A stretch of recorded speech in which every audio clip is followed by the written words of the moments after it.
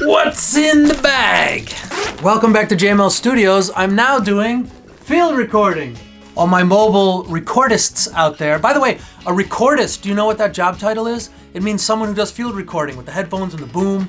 This is what they're using. This is a Mix Pre 6 from Sound Devices. I have a Deity SPD-1, Electrosonics transmitters and receivers with Sennheiser lavaliers, and I figured who would be a good test subject for my new rig. So I went down to FuchsAudioTechnology.com, talked to Andy Fuchs, who's now a colleague of mine. I'm going to be working with him on a few projects, so stay tuned for that. And don't forget, Andy Fuchs is a repair guy. It's not just a manufacturer of high-end boutique amps. Let's jump right in.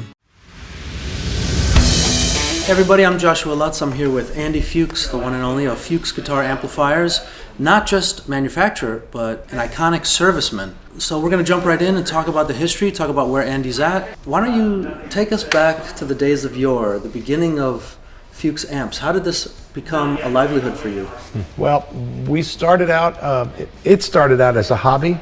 As a kid, maybe 12, 13 years old, I was the guy taking apart amps and bringing back broken record players and TV sets, you know, that I would find on my way home from school, which led to a job in the local TV store, where I was really fortunate to be trained by a retired engineer from Grumman on Long Island, where I grew up, who started the local TV business, fixing people's TVs and stereos and occasional guitar amps. I feel like so many of these manufacturers came up fixing TVs and radios. In 1927, Lou Burrows and Albert Kahn started a company called Radio Engineers, fixing old radio equipment in the basement of a tire factory in Indiana. Those two individuals went on later to form Electro Voice. I love Electro Voice microphones. I don't know if you are aware of how much of a fanboy I am. The original 635, not the 635A. One of the best kept secrets in audio engineering. One of the best drum mics you'll ever heard. Okay, we gotta talk about the RE16. Wait, this is the DS35, which looks like, another DS35, which looks like the king of the rumba beat. These are my favorite dynamic mics ever made. The RE16, man, I love to get off topic, has reached a new plateau of about $600 to $700 each. These used to sell for like 20 bucks on eBay. Now they're about 700 bucks.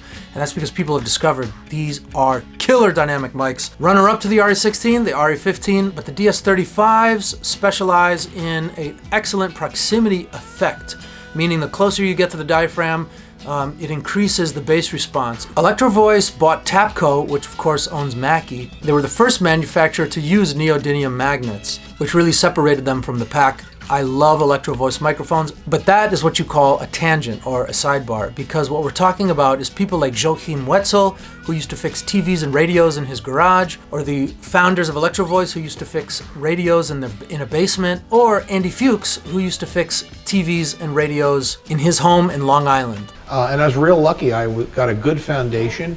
I was given a lot of technical books, Army and Navy electronic books, as well as, you know, my parents liberally bought me subscriptions to electronic magazines, Popular Electronics and Scientific American and all these magazines, and they were always filling me with knowledge. And what ended up happening was not only did I modify existing things like, you know, hot rodding a Fender Bassman to have overdrive or adding reverb or whatever, I eventually reached a point that I went out and actually started building things.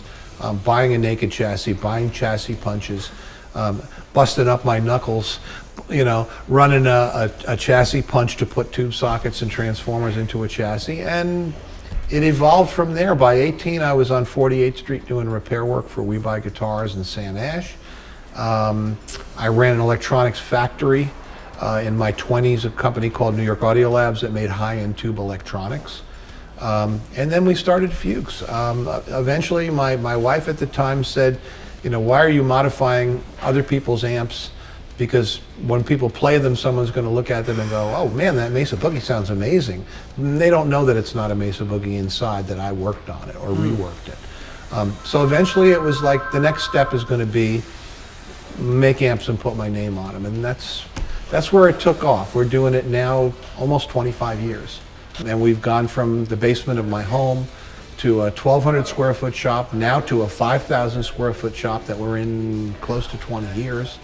and we employ a half a dozen people. And part of the business is manufacture, the other half is service. And we're doing guitar and bass amps. And we've been lucky. People like Al Di Meola, Dweezil Zappa, Will Lee, Travis Carlton, Dave Stryker, Bob DeVoe, and a lot of the bigger bands have embraced our gear, guys like Santana. It's kind of exciting to me that what I do is appreciated by people I grew up loving their music and respecting them as artists. And you're an artist too, you're a musician as well. I still play out. I work in a southern rock band, of all things, in New Jersey, the Matt Coffey Band, and we play a couple of festivals a year. We've got 3 or 4 CDs out. There's a bunch of videos on YouTube that we did. It's good stuff. It's fun music in the vein of Blackberry Smoke and the Allman Brothers, that kind of thing. And, at 66, I'm still loving going out and performing and, getting the response of people that love what you do. And it gives me a chance to use my own stuff. Yeah. I'm the guy who shows up on a gig and says to the bass player, here, try this.